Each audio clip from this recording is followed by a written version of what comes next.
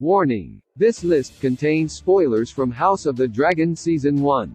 The list also contains videos with extremely graphic deaths. The dragon reared its ugly head and civil war has erupted in Westeros following the heart-wrenching season finale of House of the Dragon. Episode by episode, the series evolved and enhanced the story hidden beneath the surface of Fire Blood, the compendium detailing the history of House Targaryen. Whether from the deeply intimate moments to the riveting and sometimes frightening action sequences, House of the Dragon enthralled audiences for 10 weeks. Like its predecessor, Game of Thrones, someone died in every episode this season, though each death hit harder.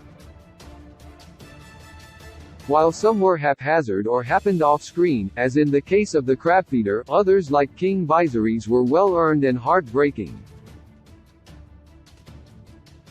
One death from Fire Blood didn't even happen, with him and Carl sailing off to their happy ending elsewhere, although a random guard still had to die for that to happen. All in all, these deaths, in particular, were exceptionally alarming, brutal, and horrific to witness. Rhea Royce. Some characters make a strong impact with very little screen time. Lady Rhea Royce is one of those characters. After being mentioned periodically throughout the previous 4 episodes, and not in favorable ways, she finally appeared in We Light the Way, only to die. The manner was quite shocking, with Daemon bashing her head in with a rock, even if it wasn't shown. This was an important moment to those familiar with the text, as Daemon had an alibi excusing him from culpability, yet it always read that he was responsible. It just goes to show how cruelty and violence are his first instinct, and were it not for Rhaenyra, Laenor would have suffered the same fate. Nevertheless, Rhea went out like a badass, insulting her husband's impotency.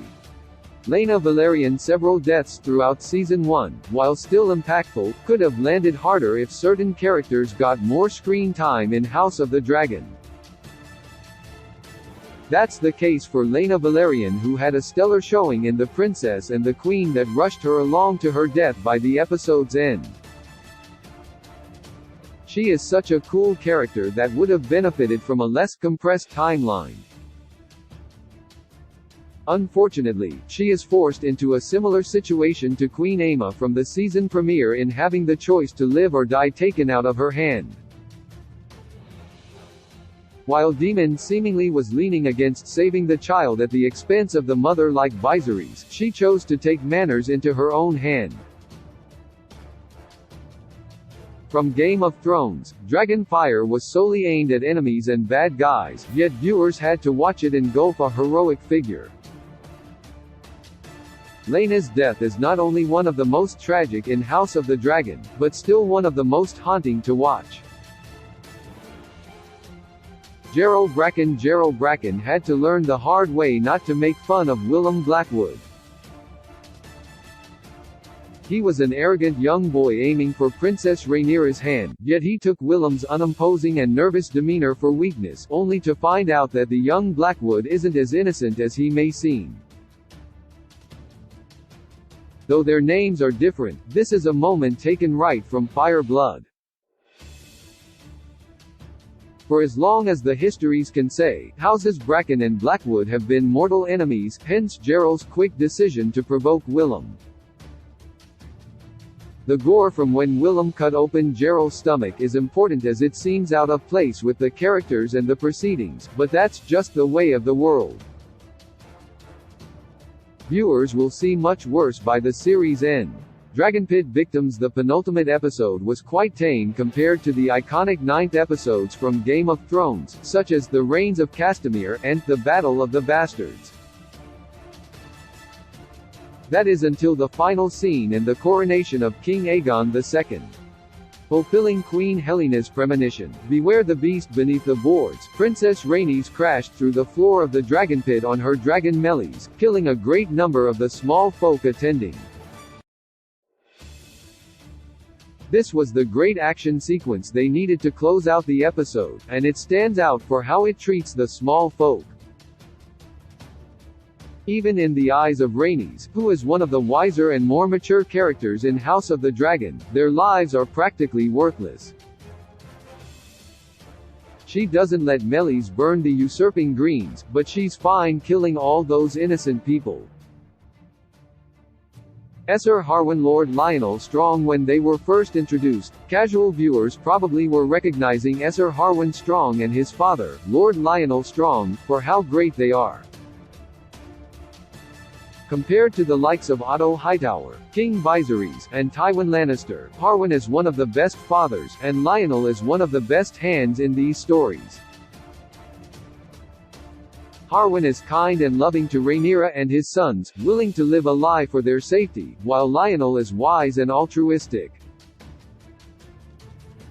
They too could have benefited from more screen time, but when their time came in the burning of Harrenhal, it was still very horrific. That's mostly because it was enacted by their own family, Larys Strong.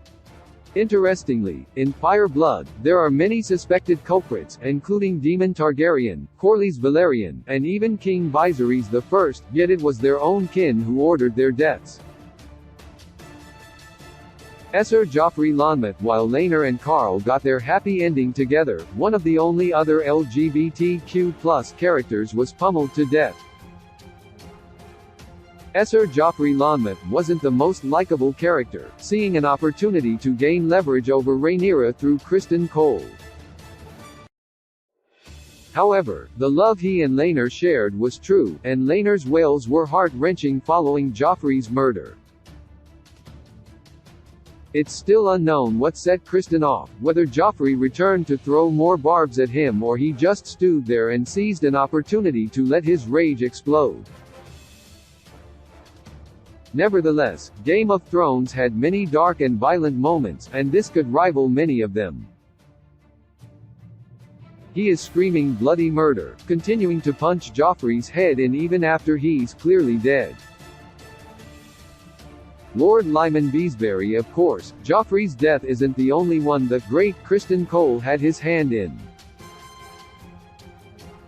He also murdered Lord Lyman Beesbury, played by Bill Patterson of Fleabag fame, though the show made it seem more like an accident.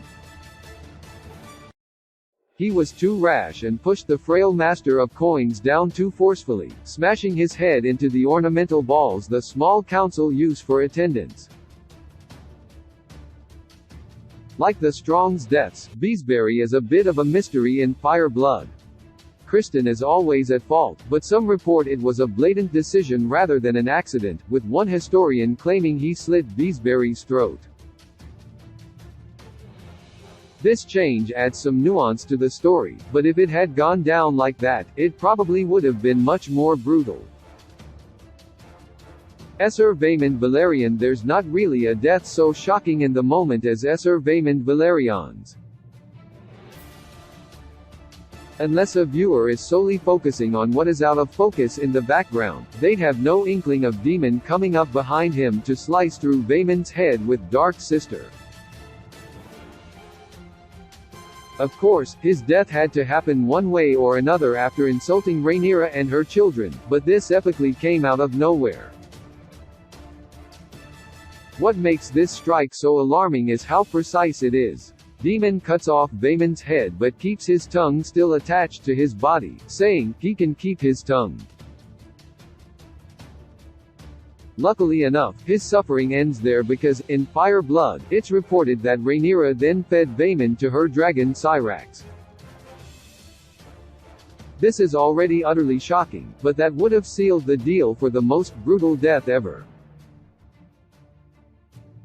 Prince Lucerys Valerian Eric's. Both the most tragic and horrific deaths are often enhanced by brief moments of hope. That's what makes young Prince Lucerys' death so strikingly cruel.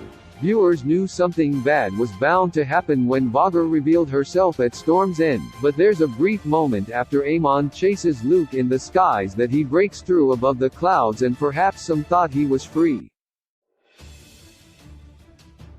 Unfortunately, Vogger had other ideas. As one of the main dragons in House of the Dragon Season 1, Eryx, Luke's dragon, also makes his one and only appearance, striking back at and angering Vogger seemingly with hope of protecting its rider.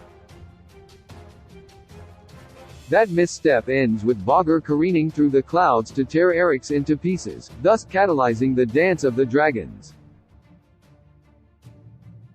Queen Aemma Arryn. While the finale ended on that incredibly shocking note, the series premiere still holds the title for the most horrific death, with Queen Aemma's. Amidst the excitement for returning to Westeros, many viewers shared their reactions on Twitter to the terrifying and traumatic moment when Viserys chose to save the child over Aemma with a mortal surgery. It got a polarizing response, with debates on both sides of the aisle about whether something like this is necessary to be shown on screen. Aemma's death hits the hardest and is made all the more horrific by the work done establishing the character earlier in the episode. She is clearly a kind and considerate character, a person who did not deserve to go out like this. While the deaths to come in House of the Dragon will primarily be on the battlefield, Aemma's might still outrank them all.